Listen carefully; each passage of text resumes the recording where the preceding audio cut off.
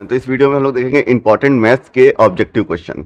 Important इसलिए बोल रहे हैं क्योंकि ये जो क्वेश्चंस हैं ये पहले इससे पहले पूछे भी जा चुके हैं, रिपीट भी हो रहे हैं और इन क्वेश्चंस में आपको ट्रिक्स बताएंगे। अगर ट्रिक से सॉल्व हो पाएगा तो उनको ट्रिक से सॉल्व करेंगे। लॉन्ग मेथड तो नहीं अपनाएंगे इसको सॉल्व करने, डायरेक्ट इसका आंसर बता देंगे। ठीक है, उसके लिए मैथ्स में समय नहीं है कि आपको डायरेक्ट जो है क्वेश्चन जो है सॉल्व कराया जाए यहाँ पे। ठीक है, जिसको आता है तो वो तो कर लेगा, अदरवाइज मैं यहाँ पे शॉर्ट ट्रिक बताऊंगा क्वेश्चन को कैसे सॉल्व करना है मिनटों में। तो जैसे पहला क्वेश्चन है, इसमें ये रिलेशन फंक्शन दिया हुआ है F X is equal to X square minus 4x plus 5। ठीक है, तो ये क्वाड्रेटिक इक्वेशन है। स्टैंडर्ड जो क्वाड्रेटिक इक्वेशन होती है वो क्या होती है, नाइदर इंजेक्टिव होती है नॉर सब्जेक्टिव होती है, तो इसका हो जाएगा ऑप्शन डी। उसके बाद ये क्वेश्चन नंबर 2 है, इसमें ये मैट्रिक्स दे रखी है 3x3 मैट्रिक्स है। उन्होंने बोला है कि स्क्यू सिमेट्रिक मैट्रिक्स है। ध्यान रखिए, अगर स्क्यू सिमेट्रिक मैट्रिक्स होती है तो उसके जो डायगोनल एलिमेंट होते हैं वो सारे के सारे जीरो होते हैं। तो यहाँ पे जो 2a हो जाएगा ये तो जीरो हो जाएगा। ठीक है, और ये जो नॉन डायगोनल एलिमेंट होते हैं जैसे ये बी है ये सी है, ये एक दूसरे के बराबर होंगे बट लेकिन बी बराबर माइनस का सी होगा। ठीक है, ये जो यहाँ पे लिखा हुआ है 5 माइनस का है, यहाँ देखिए प्लस का 5 है, बराबर है लेकिन अपोजिट होते हैं। ठीक है, नॉन डायगोनल एलिमेंट बराबर होते हैं अपोजिट होते हैं, ये स्क्यू सिमेट्री की कंडीशन होती है। तो यहाँ से अगर जब हम बी बराबर माइनस का सी रख देंगे तो यहाँ पे क्या आ जाएगा, आंसर मिलेगा 0। क्वेश्चन नंबर 3 है, इसमें कह रहा है कि A is a square matrix of order 3 such that the value of adjoint of A 8 दे रखा है। जो adjoint of A दे रखा होता है ना, इसका मतलब होता है कि अगर 3x3 की मैट्रिक्स है A तो ये हो जाएगा mod of A is equal to 3 - 1। ठीक है, ये होता है फॉर्मूला होता है कि अगर कोई भी है एन ऑर्डर की मैट्रिक्स है तो उसका जो एडजॉइंट ऑफ A हो जाता है वो होता है मॉड ऑफ A की पावर n-1। ठीक, तो ये है 8, ये हो जाएगा 3x3 मैट्रिक्स थी ना, तो ये 3 - 1 बटा 2। ठीक है, तो ये हो जाएगा A का स्क्वायर। तो यहाँ से हम लोग को मॉड A इजगल टू क्या मिला, मॉड A इजगल टू मिला प्लस माइनस 2√2। ठीक है, अब इसका जो क्या कहते हैं हम लोग को निकालने को बोल रहा है कि ट्रांसपोज। ठीक है, तो हम लोग जानते हैं कि मॉड A बराबर ट्रांसपोज ऑफ मॉड A बराबर होता है, क्योंकि अगर हम लोग इसका यहाँ पे जो ये है इसका अगर हम लोग ट्रांसपोज ले लेंगे तो ये सिमिलरली इसी के बराबर हो जाता है। ठीक है, इस तरह से। तो यहाँ पे आंसर मिलेगा हम लोग को 2√2। अब जैसे यहाँ पे कह रहे हैं कि इनवर्स ऑफ मैट्रिक्स दे रखा है ये। ठीक है, कह रहे हैं if the inverse of matrix, ये मैट्रिक्स है इसका इनवर्स ये है, then the value of lambda, value of lambda find करनी है। अगर ये मैट्रिक्स हो गई ए तो ये हो गया ए इनवर्स। ठीक, तो हम लोग जानते हैं जब ए और ए इनवर्स को मल्टीप्लाई करेंगे तो जो हम लोग को मैट्रिक्स मिलेगी वो मिलेगी आइडेंटिटी मैट्रिक्स। आइडेंटिटी मैट्रिक्स का मतलब होता है जो भी एलिमेंट डायगोनल पे होंगे उन सबकी वैल्यू होगी 1। ठीक है, डायगोनल के एलिमेंट की बाकी सब हो जाएंगे 0, बाकी सब हो जाते हैं 0। तो हम लोग क्या करते हैं, हम लोग को फाइंड करना है क्या, लैम्डा। लैम्डा देखो, अगर लैम्डा कहीं भी हो सकता है, कोई भी फाइंड करवा सकते हैं। ठीक है, तो लैम्डा अगर फाइंड करना है, यहाँ भी हो सकता था लैम्डा, यहाँ भी हो सकता था, यहाँ भी हो सकता था। ठीक है, फिलहाल अभी लैम्डा है ये। ठीक है, तो ये लैम्डा कहाँ पे है, ये है दूसरी रो दूसरा कॉलम। तो आप क्या करिए, यहाँ से ये दूसरी जो रो है इसको उठा लीजिए। ठीक है, ये दूसरी रो मैंने उठा लिया, लिख दिया 1 λ3। उसके बाद यहाँ से आप दूसरा कॉलम उठा लीजिए, दूसरा कॉलम उठाइए लेकिन इस तरह से रखिए -3 1 0। अब इनको आपस में मल्टीप्लाई करके जोड़ के लिख दीजिए। ठीक है, तो यहाँ हो जाएगा -3, यहाँ हो जाएगा प्लस लैम्डा, यहाँ हो जाएगा +0 इजगल टू, बीच में जो यहाँ पे मैट्रिक्स मिलेगी वहां पे क्या मिलेगा, वहां पे तो 1 ही होता है ना। डायगोनल पे हम लोग डायगोनल पे है लैम्डा, तो डायगोनल पे तो अगर जब मल्टीप्लाई इन दोनों करेंगे तो 1 मिलेगा, तो यहाँ पे इजगल टू कर दीजिए 1। ठीक, तो यहाँ से लैम्डा इजगल टू कितना आ गया, लैम्डा इजगल टू आ गया 4, तो आंसर हो जाएगा 4। इस तरह से क्वेश्चन करते हैं। अब जैसे क्वेश्चन नंबर 5 में ये गिवन है यहाँ पे इस तरह से मैट्रिक्स और पूछा जा रहा है एक्स की वैल्यू, तो कुछ नहीं करना आपको, इन दोनों को मल्टीप्लाई करिए, इन दोनों को मल्टीप्लाई करिए, दोनों को बराबर कर दीजिए। यहाँ से एक्स को 5x से मल्टीप्लाई करेंगे हो जाएगा 5x, 2 को -1 से मल्टीप्लाई करेंगे -2, फिर यहाँ पे आ जाएगा 0। ठीक है, तो इस तरह से यहाँ पे मिल जाएगा 6 माइनस का 6 प्लस का x, जब इसको सॉल्व करेंगे तो x बराबर आ जाएगा -1 आंसर। उसके बाद यहाँ पे क्वेश्चन नंबर 6 में कह रहे हैं कि find a matrix A square where A is equal to aij 2x2 matrix है whose elements are given by, इस तरह से गिवन है। इसका मतलब जो हो जाएगा जो A मैट्रिक्स गिवन है वो कुछ इस टाइप से है, A इज इक्वल टू 0 0 1 1, इस तरह से गिवन है। तो हम लोग जानते हैं ये एक अजीब टाइप की मैट्रिक्स होती है, इसकी प्रॉपर्टी होती है अगर इसी मैट्रिक्स को इसी मैट्रिक्स से मल्टीप्लाई करेंगे तो हम लोग को मिलेगा आइडेंटिटी मैट्रिक्स। इसका आंसर हो जाएगा फिर ऑप्शन सी। ठीक है, ये कंडीशन होती है, इन्वर्सनरी मैट्रिक्स की कंडीशन होती है। ऑर्थोगोनलिटी की क्या होती है कि अगर एक मैट्रिक्स ए है इसका ट्रांसपोज भी ले लेंगे, ठीक है, तो क्या मिलेगा, आइडेंटिटी मैट्रिक्स। ठीक है, ये सब प्रॉपर्टी आप ध्यान रखेंगे। अब जैसे क्वेश्चन नंबर 7 में ये कोई एक क्या कहते हैं अलजेब्रिक इक्वेशन दे रखी है, हम लोग को फाइंड करना है D Y by D X at X बराबर 1। तो ये सिंपल है, इसको बेसिकली डिफ्रेंशिएट कर देना है और एक्स बराबर 1 कर देना है, तो हम लोग को आंसर मिल जाएगा ए इक्वल टू, यहाँ पे मिल जाएगा -1 आंसर। तो इसमें हो जाएगा ऑप्शन ए। सिंपली हम लोग को क्या करना होगा, एक बार एक्स को बाहर रख देंगे और ई की पावर वाई जो है, ई एक्सपोनेंशियल टर्म जो वाई का है, इसका डिफ्रेंशिएशन कर देंगे तो सिंपली ई वाई मिलेगा। अच्छा, वाई खुद एक फंक्शन है तो हम लोग यहाँ पे D Y by D X लिख देंगे। ठीक है, उसके बाद इस बार ई वाई बाहर हो जाएगा और डी एक्स जब करेंगे तो 1 मिलेगा, इक्वल टू 1 लिखा है, 1 का डिफरेंशिएशन 0 हो जाएगा, 0 हो जाएगा। तो इस तरह से हम लोग क्या करेंगे, यहाँ पे एक्स की वैल्यू रखेंगे और इधर उधर थोड़ा सॉल्व करेंगे तो आंसर हम लोग को मिल जाएगा -1। ठीक, उसके बाद क्वेश्चन नंबर 8। क्वेश्चन नंबर 8 अच्छा क्वेश्चन है, ठीक है, इसको समझिए। डेरिवेटिव ऑफ ई की पावर साइन स्क्वायर एक्स है with respect to cos X निकालना है। तो पहले हम लोग इसको एक बार डिफरेंशिएट करेंगे और फिर कॉस के रेस्पेक्ट में निकालना है ना कॉस एक्स, फिर उसके बाद क्या करेंगे हम लोग, कॉस एक्स का डेरिवेटिव निकालना है, कहने का मतलब है ना। तो कॉस एक्स के रेस्पेक्ट में डिफरेंशिएट करके डिवाइड मार देंगे, आंसर मिल जाएगा। ट्रिक ध्यान रखिए क्या करना है, इसको जैसे आप पता साइन स्क्वायर एक्स से डिफरेंशिएट करेंगे तो सिंपली क्या मिल जाएगा, मिल जाएगा 2 साइन एक्स, और साइन एक्स का अगर डिफरेंशिएशन होगा तो कॉस एक्स, ये जो टर्म है पूरा का पूरा ऐसे ही रहेगा। ठीक है, साइन स्क्वायर एक्स, ठीक है, साइन स्क्वायर एक्स, ये टर्म तो मिलना ही मिलना है, लेकिन इन्होंने डेरिवेटिव ऑफ बोला है with respect to cos X बोला है ना, तो कुछ नहीं करना है। आप कहने का मतलब है ये कॉस एक्स है ना, ये मतलब एक्स की जगह पे आप कॉस एक्स रखिए सीधे और उसको डिवाइड करिए। जैसे कहने का मतलब है सिंपली आप यहाँ पे ये आप निकाल दीजिए, इसका कहना ये D Y D X cos X रखिए, इससे डिवाइड कर दीजिए इस टर्म को, तो कॉस ये साइन एक्स कट जाएगा और जो साइन एक्स का जब डिफरेंशिएशन करेंगे तो माइनस का कॉस, माइनस का साइन एक्स आता है ना, तो ये टर्म माइनस का हो जाएगा, तो आंसर मिलेगा ऑप्शन सी। अब ये क्वेश्चन नंबर 9 में ये फंक्शन दे रखा है एक, तो हम लोग को क्या करना है, इसको एक बार डिफरेंशिएट करेंगे, एफ डैश एक्स मिल जाएगा और जो भी इक्वेशन आएगी इसको 0 कर देंगे तो इससे एक्स की वैल्यू मिल जाएगी, एक्स की वैल्यू +-2 मिलेगी। ठीक है, जब हम लोग प्लस का 2 रखेंगे तो देखेंगे उस जगह पे मिनिमम मिल रहा है, तो आंसर हो जाएगा ऑप्शन 2, मतलब एक्स बराबर प्लस के 2 पे मिनिमम मिल रहा है। ठीक है, तो ये क्वेश्चन सिंपल से क्वेश्चन है। अच्छा, ये क्वेश्चन नंबर 10 देखिए, काफी अच्छा क्वेश्चन है। इसमें कह रहे हैं कि ये कर्व दे रखा है, ठीक है, and x is increasing at a rate of 2 unit per second. ठीक है, x is increasing at a rate of 2 unit per second, the rate at which slope of the curve is changing when x बराबर 5। जानते क्या पूछ रहा है कि slope अगर s है तो ds बाई डी टी पूछ रहा है। s क्या है, s तो dy बाई डी एक्स होता है ना, तो कहने का मतलब है कि डी बाई डी टी और जो s है dy बाई डी एक्स, ये पूछ रहा है। ठीक है, dy बाई डी एक्स पहले निकालेंगे, तो ये टर्म क्वेश्चन में पूछा गया है, क्वेश्चन में पूछा गया है ये term dy by D T dy by D x. ठीक है, तो हम लोग अगर ऊपर नीचे dx से मल्टीप्लाई कर देंगे इसी में ही तो क्या बनेगा, तो वो बनेगा, इसको हटा देते हैं, यहाँ पे इक्वल में लिख देते हैं, बन जाएगा डी बाई डी टी। ठीक है, ऊपर dx आ रहा है ना, ऊपर dx आ रहा है तो यहाँ पे क्या सिंपली मिल जाएगा, यहाँ मिल जाएगा dx by D T d2y by D x square. ठीक है, ऊपर नीचे dx से मल्टीप्लाई कर देंगे तो dx स्क्वायर हो जाएगा ना, और ये dx जो है dt के साथ आ जाएगा, और dx by D T 2 unit given है क्वेश्चन में, ये देखिए।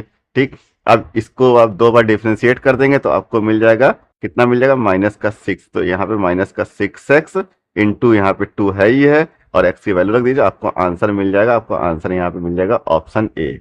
उसके बाद जो क्वेश्चन नंबर 11 है, ये तो simple 1/x into log x का स्क्वायर है, तो लॉग एक्स को आप t रख दीजिए तो आंसर मिल जाएगा बी। सिंपल क्वेश्चन था ये। अब ये जो क्वेश्चन नंबर 12 है, ये तो प्रॉपर्टी होती है इंटीग्रेशन की। ठीक है, जब -1 से 1 लिमिट ये x जो फंक्शन x और मॉड x dx का इंटीग्रेशन होता है तो एक प्रॉपर्टी होती है, इसका आंसर होता है 0। इसको याद रखिएगा, इसको किया नहीं जाता, ये एक प्रॉपर्टी है इंटीग्रेशन की। ठीक है, तो आंसर हो जाएगा ऑप्शन डी। उसके बाद क्वेश्चन नंबर 13 में इस टाइप के क्वेश्चन तो कई बार पूछे जा रहे हैं 5 मार्क्स में, एरिया बाउंडेड बाय कर्व। ठीक है, स्टैंडर्ड इक्वेशन इस तरह की वैसे नहीं गिवन होती, ऑप्शनल क्वेश्चन था, 1 नंबर क्वेश्चन है, इसलिए इस टाइप की इक्वेशन गिवन है, वरना इक्वेशन थोड़ी टिपिकल दी जाती है। Y square equal to 4x एक स्टैंडर्ड इक्वेशन है, इस फॉर्म में होती है, Y square equal to 4ax, ये पैराबोला की इक्वेशन होती है। ठीक है, तो इसमें आप निकाल तो सकते हैं, इंटीग्रेशन करना है, सिंपली एरिया निकालने का फॉर्मूला क्या होता है, a से b लिमिट होती है, y पे फंक्शन है, इसका dx से रेस्पेक्ट में इंटीग्रेशन कर दीजिए, आपको सिंपली एरिया निकल के आ जाएगा। इस टाइप का क्वेश्चन 5 नंबर में प्रीवियस ईयर में कई बार पूछा जा रहा है, हमेशा से पूछा जा रहा है, 10 साल से पूछा जा रहा है। लेकिन अगर ट्रेंड चेंज हो चुका है, पेपर देख रहे हैं फिजिक्स का कैसा आया था, अगर वैसे ही मैथ्स का भी ट्रेंड चेंज करके पेपर आएगा तो पेपर आएगा टफ। तो बस आपको करके आना है सारा क्वेश्चन, ठीक है। इतने फॉर्मूले अगर आपको याद है, कम से कम जो भी मैथ्स में हर चैप्टर के 10-10 12 फॉर्मूले याद है, तो क्वेश्चन में तो आप हर क्वेश्चन में नहीं भी आता होगा तब भी आप 5-5 6-6 लाइन करके चले जाओगे, ठीक है। तो नंबर तो अच्छा खासा लिया होगा यार, मैथ्स में 80 नंबर का पेपर होता है, 60 नंबर कहीं नहीं गए। तो इसको तो शॉर्ट ट्रिक से करेंगे हम लोग। शॉर्ट ट्रिक क्या होती है, 8/3 इंटू अपर लिमिट, ठीक है। अपर लिमिट, अपर लिमिट यहाँ पे क्या है, अपर लिमिट ये है जीरो हो गई लोअर, अपर हो गई 1, तो यहाँ पे 1 से मल्टीप्लाई कर दीजिए यहाँ पे, तो मिलेगा आंसर ऑप्शन बी। ये शॉर्ट ट्रिक होती है। 8 बाई, अगर इस टाइप की स्टैंडर्ड इक्वेशन गिवन है तो 8/3 इंटू अपर लिमिट कर दीजिए, आंसर मिल जाएगा, सीधा एरिया निकल के आता है, ठीक है। 14 में कह रहे हैं the order of differential equation, तो डिफरेंशियल इक्वेशन का ऑर्डर देखने के लिए जो डिफरेंशियल टर्म है उसकी पावर देख लीजिए, सबसे बड़ी जो बड़ी पावर होगी वही इसका ऑर्डर हो जाएगा। तो यहाँ बड़ी पावर सबसे कितनी, इसकी 2 है, इसकी 4 है, तो आंसर हो जाएगा 4। इससे कोई मतलब नहीं है भले इसके मल्टीप्लाई प्रोडक्ट में x की पावर 10 लिखा होता, उससे कोई मतलब नहीं है, या कोई एक्सपोनेंशियल टर्म e की पावर 11x लिखा होता, तो इसका ऑर्डर 11 नहीं होता, रहता 4 ही, ठीक है। ऑर्डर डिसाइड करता है डिफरेंशियल टर्म।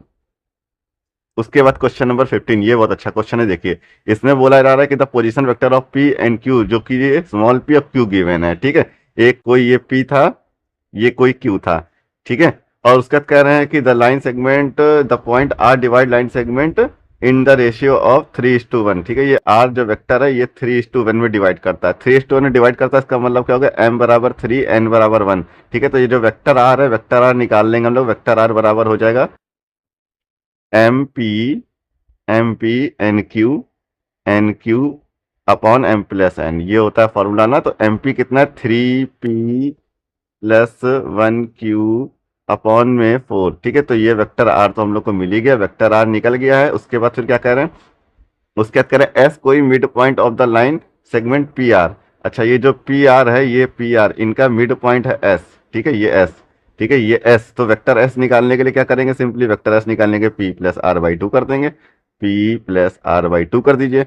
और आर की वैल्यू तो हम लोग निकाल चुके हैं, आर की वैल्यू जब यहाँ रख देंगे तो आंसर मिल जाएगा आपको ऑप्शन डी।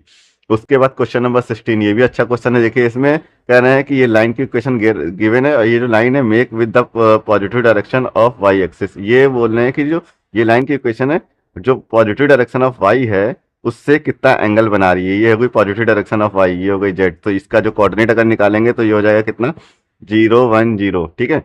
तो इससे कितना एंगल बना रही लाइन, तो आप क्या करिए, यहाँ पे आप डायरेक्शन रेशियो निकाल लीजिए, ठीक है। नीचे देख रहे हैं ना जो लिखा है, यही होता है डायरेक्शन रेशियो, 1 - 1 0, तो ये हो जाएगा सिंपली ABC, ठीक है। तो आप ये कोऑर्डिनेट, इन दोनों के बीच का एंगल निकालना, तो फॉर्मूला क्या होता है, cos थीटा बराबर होता है सिंपली, इन दोनों का आप डॉट प्रोडक्ट ले लीजिए। अगर ये इसको मैं x बोल देता हूँ, इसको मैं y बोल देता हूँ अपने मन से, तो आप x.y upon mod of x into ये, ठीक है, ये निकाल दीजिए, आंसर मिल जाएगा सिंपली। मतलब a को 0 से, b को 1 से, c को 0 से डायरेक्ट मल्टीप्लाई करिए, ऊपर का टर्म आ जाएगा, इनका मॉड ले लीजिए, मतलब मैग्नीट्यूड निकाल दीजिए, तो आंसर मिलेगा 3π/4। उसके बाद क्वेश्चन नंबर 17, क्वेश्चन नंबर 17 में कह रहे हैं the Cartesian equation of the line passing through the point, ये पॉइंट से and parallel to the line, ये वेक्टर जो गिवन है इसके पैरेलल होनी चाहिए और इस पॉइंट से पास हो रही है, उसकी कार्टेशियन इक्वेशन क्या होगी। तो ये कैसे करेंगे, तो इसके लिए आप देखिए, करना तो जिसको आता है वो तो पता है कि ये हम लोग को कैसे करना है, ठीक है।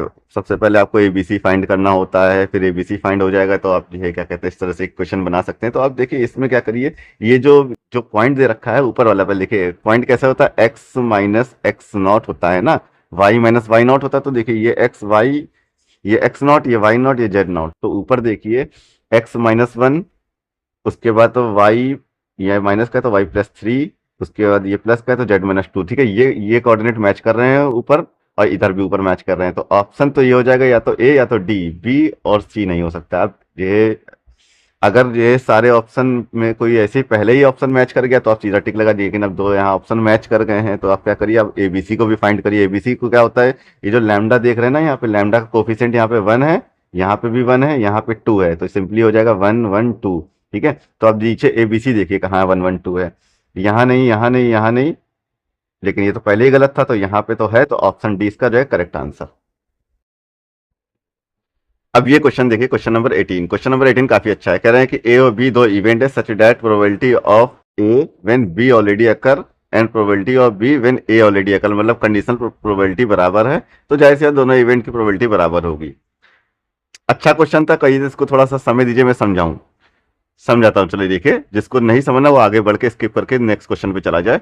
देखिए इसमें क्या है कि एक इवेंट है, ठीक है। ए इवेंट मान लेता हूं मैं कि जो student student passed in maths, student passes in maths, maths में स्टूडेंट जो पास हो चुके हैं, एक इवेंट। और दूसरा इवेंट बी मान लेते हैं हम कि स्टूडेंट स्टडी डेली, डेली पढ़ाई करते हैं। दो अलग अलग बातें हो गई। एक तो है कि जो मैथ्स में स्टूडेंट पास हो रहे हैं, दूसरा इवेंट है प्रोबेबिलिटी जिसमें स्टूडेंट डेली पढ़ाई करते हैं, ठीक।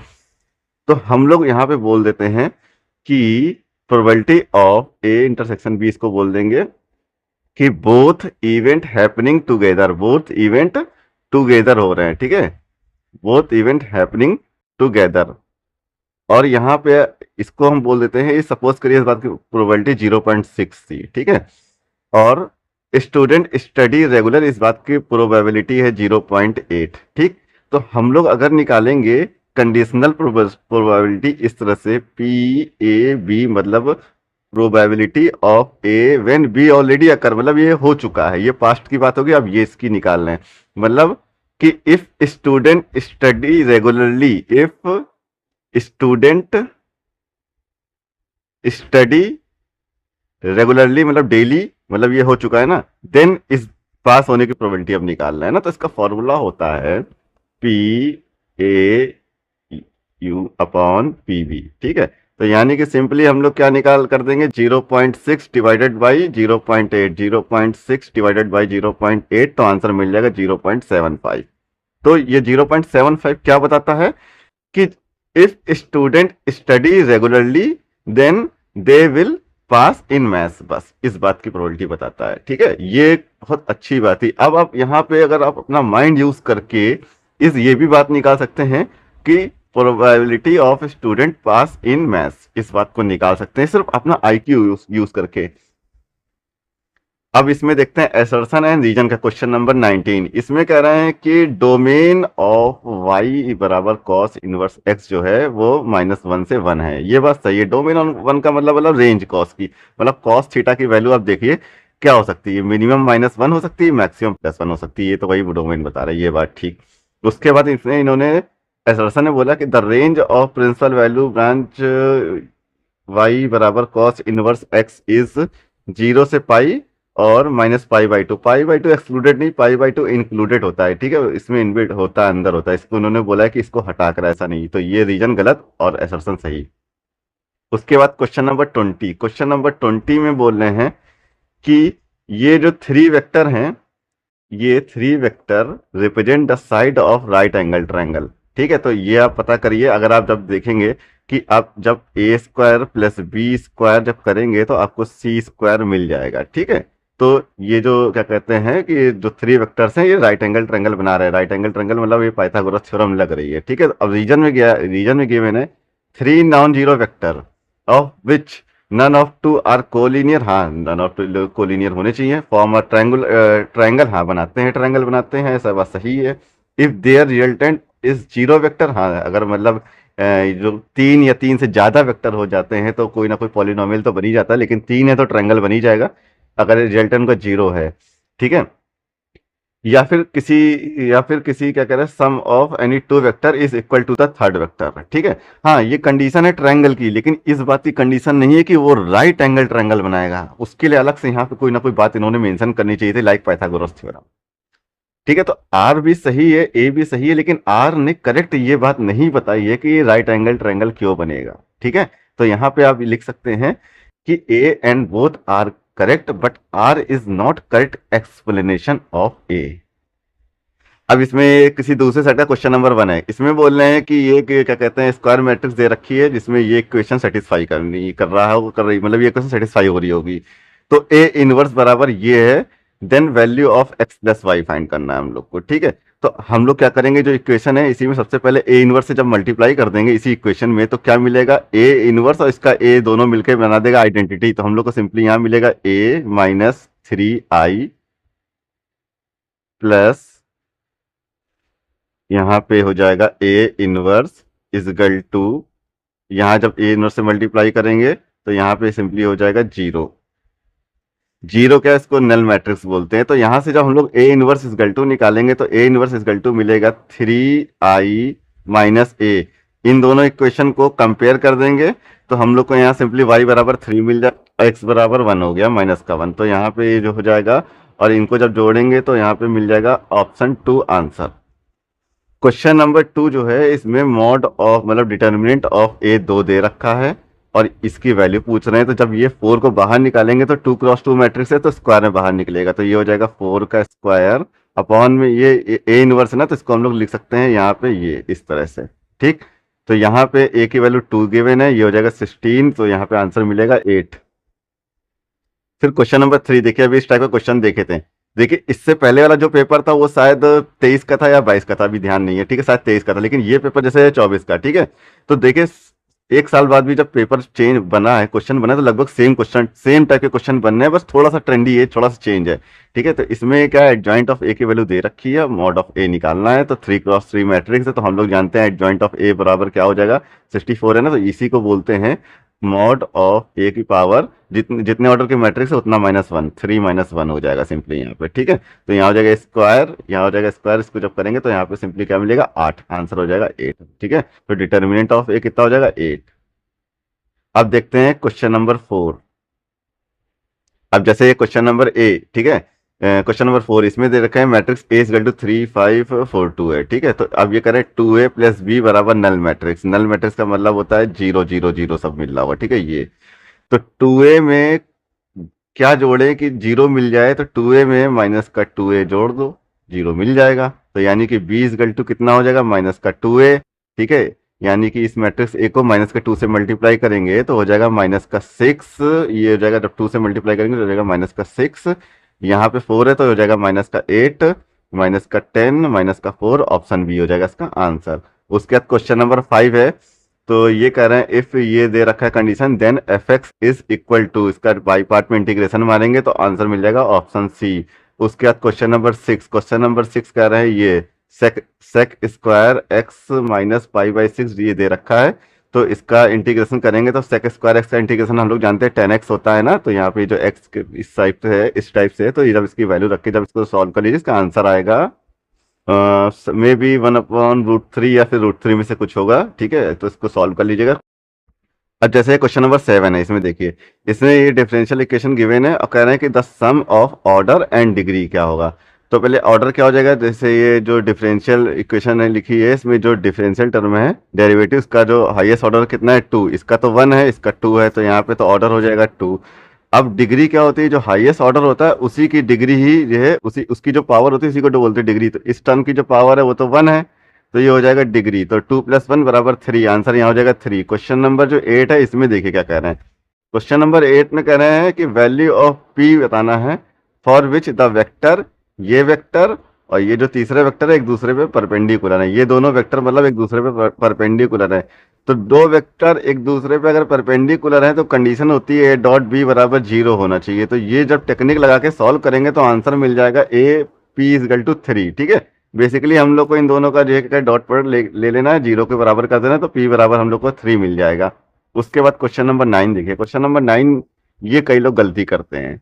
ठीक है, तो ये एक इक्वेशन वेक्टर फॉर्म में लिखी है, इसकी वैल्यू निकालनी है। इसकी वैल्यू तो यहाँ पे बता दे रहे हैं -1 होगी, लेकिन कुछ लोग होते हैं ये लगा देते हैं टिक। कैसे लगाते हैं, वो सोचते हैं j.j बराबर 1 फिर j.i बराबर 0, तो ये करते हैं यहाँ से। उसके बाद यहाँ से कहते हैं k.i बराबर कहते हैं 0 और k.j बराबर 0, तो 0 + 0 दिख रहा है इनको 1 1 टिक मार देते, लेकिन ये ऐसा नहीं करते भाई। पहले अंदर i क्रॉस j लिखा है, पहले इसको सॉल्व करोगे ना, तो i क्रॉस j क्या होता है k।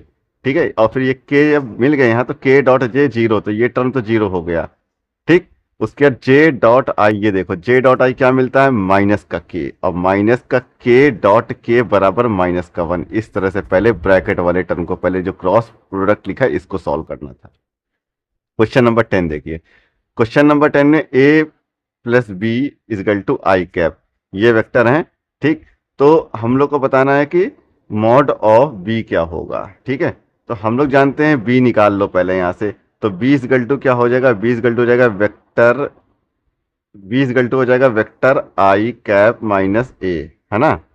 तो यहाँ से b निकल जाएगा। b बराबर क्या हो जाएगा? b बराबर सिंपली हो जाएगा माइनस का आई कैप प्लस का 2j माइनस का 2k। अब इसका मैग्नीट्यूड ले लीजिए तो आंसर हम लोग को मिल जाएगा इसमें 3। उसके बाद कह रहे हैं कि 11, इसमें बोल रहे हैं direction cosine of a line, direction cosine निकालना है। ठीक है, ये जो यहाँ पे लिखा है 2, अच्छा ये y को इधर कर देंगे क्योंकि इक्वेशन का जो स्टैंडर्ड फॉर्म होता है वो x minus x not y minus y not के फॉर्म में होता है ना, तो y माइनस 1 हो जाएगा यहाँ पे, तो माइनस कॉमन है, ये हो जाएगा माइनस का 3, तो 2 माइनस का 3 12, ये होते हैं डायरेक्शन रेशियो हो गए। ठीक, अब डायरेक्शन रेशियो हमारे पास है, हम लोग को डायरेक्शन कोसाइन निकालना है। तो आप ये जो ए बी सी मिल गया ना, ए बी सी क्या मिला है? 2 माइनस 3 12। ठीक है, तो इसका मैग्नीट्यूड ले लेंगे तो कितना मिलेगा? मैग्नीट्यूड ले लेंगे तो इस तरह से ले लेंगे 2 का स्क्वायर प्लस माइनस 3 का स्क्वायर प्लस 12 का स्क्वायर, तो आपको मिलेगा अंडर रूट 157, अंडर रूट 157 मिल गया। ठीक है, तो डायरेक्शन कोसाइन निकालना है। डायरेक्शन कोसाइन एल बराबर एल एम एन होता है, एल एम एन होता है, तो एल बराबर क्या हो जाएगा? एल बराबर हो जाएगा सिंपली ए बाई रूट 157 कर दीजिए। ठीक है, एम बराबर कर दीजिए बी बाई रूट 157, तो ये आपको आंसर मिल जाएगा ऑप्शन बी। फिर क्वेश्चन नंबर 12 देखिए। क्वेश्चन नंबर 12 प्रोबेबिलिटी पे अभी डिस्कस किया था इससे पहले, जो प्रीवियस ईयर किसी और सेट में पूछा गया था इससे रिलेटेड क्वेश्चन। तो इससे रिलेटेड क्वेश्चन आपको मिलना है 1 नंबर, 2 नंबर, 3 नंबर और 5 नंबर में भी मिल सकता है। केस स्टडी में प्रोबेबिलिटी की चांस हाई रहती है, ध्यान रखिए केस स्टडी लिख दे रहा हूँ मैं, केस स्टडी में आता है, पूरा अच्छे से 2 से 3 बार पढ़िएगा, क्वेश्चन हो जाता है सिंपल। अगर समय रहा तो बता भी दूंगा केस स्टडी का। ठीक, तो फिलहाल तो हम लोग को क्या निकालना है? कंडीशनल प्रोबेबिलिटी निकालनी है। कब? प्रोबेबिलिटी ऑफ बी जब ए ऑलरेडी हो चुकी हो। तो फॉर्मूला क्या होता है? ये होता है फॉर्मूला ए इंटरसेक्शन बी, अच्छा ए ऑलरेडी हो चुका है तो ए से डिवाइड कर दिया। ठीक है, तो ये पता होना चाहिए पी ए जो कि गिवन है 0.4।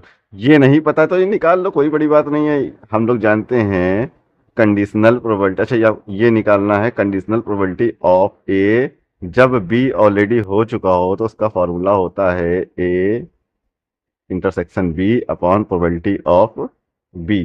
प्रोबेबिलिटी ऑफ बी गिवन है, ये गिवन है 0.3, तो आप ये तो टर्म तो निकाल लेंगे, ये टर्म मिल जाएगा तो यहाँ पे रख के आप ये भी निकाल लेंगे, तो आंसर यहाँ पे मिलेगा, जो भी होगा कैलकुलेट कर लीजिएगा। ठीक है, अब देखते हैं क्वेश्चन नंबर 13। क्वेश्चन नंबर 13 काफी अच्छा क्वेश्चन है। इसमें देखिए, इसमें ये एक फंक्शन गिवन है, ठीक, और के फाइंड करना है। तो आप लिमिट ले लीजिए इस फंक्शन को लेके, एक्स यहाँ पे एक्स जो है वो 2 से बड़ा है ना, तो यहाँ पे +2 की लिमिट जाएगी। तो यहाँ जब लिमिट ले लेंगे तो 3 में 3 इंटू 2 कर देंगे, क्योंकि एक्स बराबर 2, बस बेसिकली एक्स बराबर 2 रख देना होता है और कुछ नहीं होता है। ठीक है, तो यहाँ हो जाएगा 3 2 6, 6 में 5 जोड़ा तो हो जाएगा 11। तो अपर लिमिट वाला जो फंक्शन आया वो आया 11। ठीक, उसके लोअर लिमिट वाला ले लीजिए। तो जब लोअर लिमिट वाला फंक्शन ले लेंगे, यहाँ पे एक्स की जगह पे के रख देंगे तो मिलेगा हम लोग को 4k। ठीक है, तो यहाँ मिला 4k। ठीक है, दोनों को बराबर कर दीजिए, तो यहाँ से के इक्वल टू आ गया 11/4, आंसर हो जाएगा ऑप्शन डी। अब देखिए क्वेश्चन नंबर 14 है। इसको अगर आता है तो कर लीजिए, नहीं आता तो समझ लीजिए। देखिए मैं कैसे कर रहा हूँ। ये यहाँ पे जो मैट्रिक्स गिवन है ये एक प्रॉपर्टी होती है। ठीक है, अगर यहाँ पे ये दोनों प्लस होते हैं, दोनों 1 के, तो यहाँ पे मिलता है सिंपली हम लोग को ए स्क्वायर इक्वल टू आई। लेकिन ये एक प्लस है एक माइनस है, तो मिलेगा ए स्क्वायर इक्वल टू माइनस का आइडेंटिटी मैट्रिक्स। ठीक, ठीक है, ये तो मिल जाएगा। अब ये जो इक्वेशन गिवन है इसको हम लोग लिख सकते हैं ए प्लस बी, ए माइनस बी का फॉर्मूला क्या होता है? ए स्क्वायर माइनस बी स्क्वायर होता है, तो यहाँ पे हो जाएगा 9i²।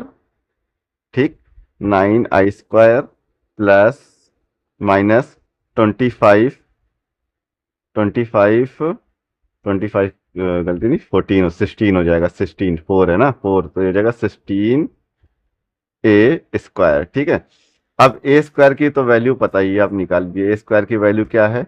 ए स्क्वायर की वैल्यू यहाँ पे है माइनस का आई, तो ये हो जाएगा 9i, आई स्क्वायर तो आई ही हो जाएगा सिंपली, 9i माइनस 16, यहाँ पे 16। ए स्क्वायर की वैल्यू कितनी है? ए स्क्वायर की वैल्यू है यहाँ पे माइनस का आई, तो माइनस माइनस प्लस हो जाएगा, तो यहाँ पे हो जाएगा आई। ठीक है, जोड़ेंगे तो हो जाएगा 25i। ठीक है, 25i। ठीक है, और इक्वल टू में क्या लिखा है? x²i। ठीक है, तो यहाँ से x² इक्वल टू आई, तो यहाँ से x इक्वल टू क्या मिला? x इक्वल टू मिला यहाँ पे सिंपली +-5, तो यहाँ आंसर हो जाएगा 5। अब ये क्वेश्चन नंबर 15 देखिए। क्वेश्चन नंबर 15 बेसिकली ये डिफरेंशियल इक्वेशन गिवन है, इसको सोल्यूशन का निकालना है। तो बेसिकली आप ये क्या करिए, सिंपली जे डीवाई बाई इधर उधर करके डीवाई बाई डी एक्स निकालिए, इसको इंटीग्रेशन मारिए, तो आंसर आपको मिलेगा यहाँ पे ऑप्शन डी। ठीक है। उसके क्वेश्चन नंबर 16, इसको थोड़ा सही समझिए।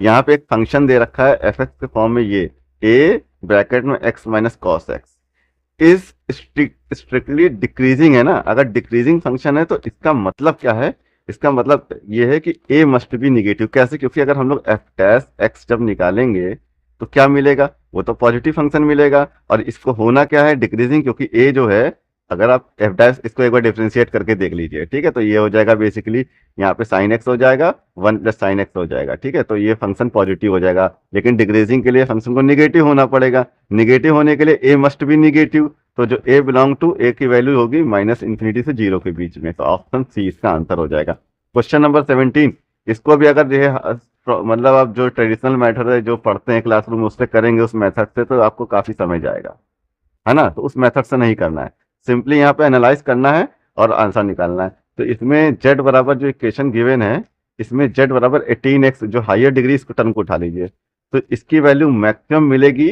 z मैक्सिमम तभी मिलेगा जब x मैक्सिमम होगा। तो इसमें देखिए कौन कौन से फंक्शन में x मैक्सिमम है, यहाँ मैक्सिमम है। ठीक है। तो आंसर इन दोनों में से कोई हो सकता है। ठीक है। या तो ये हो सकता है डी, या तो सी हो सकता है। ठीक है। और उसके बाद मिनिमम तब मिलेगी जब x की वैल्यू मिनिमम तो हो, लेकिन यहाँ पे y ज्यादा हो जा रहा है, तो y भी यहाँ पे y ज्यादा बहुत ज्यादा नहीं होना है, यानी कि x की वैल्यू जब मॉडरेट होगी। मॉडरेट किस में है x की वैल्यू? x की वैल्यू मॉडरेट है वो ऑप्शन सी में। ठीक है। जब x की वैल्यू मॉडरेट होगी तो ये जो टर्म है ये मिनिमम वैल्यू दे देगा। तो यहाँ पे जो आंसर हो जाएगा ऑप्शन सी। ठीक है। ऑप्शन सी हो जाएगा करेक्ट आंसर, ये ध्यान रखिएगा यहाँ पे। अब ये जो क्वेश्चन नंबर 18 है ना, क्वेश्चन नंबर 18 में ये जो रिलेशन दे रखे हैं 3, ठीक है, ये 3 रिलेशन जो हैं, इनको आपको क्या करना है कि पहले इनको आप इक्वेशन फॉर्म में कन्वर्ट कर लीजिए। ठीक है। इनको आप इक्वेशन फॉर्म में कन्वर्ट करके इन दोनों का इंटरसेक्शन पॉइंट निकाल लीजिए। जैसे आपको इन दोनों को जब इक्वेशन फॉर्म में कन्वर्ट कर देंगे तो इंटरसेक्शन पॉइंट 2,2 मिल जाएगा। फिर इन दोनों से क्या मिल जाएगा, इन दोनों से एक से मिल जाएगा 0,0। ठीक है। क्योंकि यहाँ पे x बराबर y यहाँ पे मिल रहा है ना, देखिए इस कंडीशन से क्या मिल रहा है, x बराबर y, तो 0,0 मिल जाएगा। फिर इससे निकालेंगे तो 0,1 समथिंग मिलेगा। तो 3 यहाँ पे अगर इक्वेशन बन रही है तो 3 यहाँ पे कॉर्नर मिल जाएंगे सिंपली। ठीक है। वरना तो आप लॉन्ग मेथड से कर सकते हैं। तो इसमें यहाँ पे आंसर हो जाएगा ऑप्शन बी। उसके बाद ये जो एसर्शन एंड रीजन का क्वेश्चन है, क्वेश्चन नंबर 19। क्वेश्चन नंबर 19 देखिए, क्वेश्चन नंबर 19 में कह रहा है कि रेंज ऑफ फंक्शन, ये एफ एक्स है, two sine inverse x plus 3π/2। ठीक है। वेयर एक्स बिलोंग टू 1 से 1 इज π/2 5π/2। ये जो यहाँ पे एसर्शन लिखा है, तो इसकी तो रेंज से यहाँ से तो ये तो सही है। ठीक है। ये यहाँ से इसको बिलोंग करेगा, लेकिन इसके लिए जो रीजन में लिखा है, the range of the principal value branch of sin inverse x is 0 से π/, नहीं, माइनस के π/2 से प्लस का π/2 होगा। ठीक है। ये होगी रेंज। तो रीजन तो गलत है, एसर्शन सही है। ठीक है। अब क्वेश्चन नंबर 19 क्वेश्चन नंबर 20 देखते हैं। क्वेश्चन नंबर 20 में कह रहे हैं assertion, equation of line passing through the point, एक ये पॉइंट है और एक ये पॉइंट है, इन दोनों से जो पॉइंट्स से लाइन पास हो रही है उनकी इक्वेशन ये है। तो ठीक है, आप ABC निकाल लीजिए, ABC निकाल के देख लीजिए। तो यहाँ ABC कैसे निकलेगा, 3 - 1 2। ठीक है। 2, उसके बाद 1 माइनस का 1 माइनस का 2, यहाँ हो जाएगा माइनस का 3, माइनस का 3 आ गया, यहाँ पे प्लस का 3 दे रखा है, तो मतलब तो ये तो पहले ही गलत है। ठीक है। एसर्शन गलत। अच्छा, रीजन जो इक्वेशन जो लिखी है, तो हम देख रहे हैं ना, इस कोऑर्डिनेट से कोऑर्डिनेट को माइनस कर रहे हैं, तो नीचे तो ऐसी फॉर्म में लिखा है ना, तो ये तो सही है। ठीक है। रीजन सही है, एसर्शन गलत है यहाँ पे। तो ये जो क्वेश्चंस थे, इसकी PDF मैं टेलीग्राम चैनल पे आपको दे दूंगा। अगर टेलीग्राम चैनल आपने नहीं ज्वाइन किया है तो उसको ज्वाइन कर लीजिए।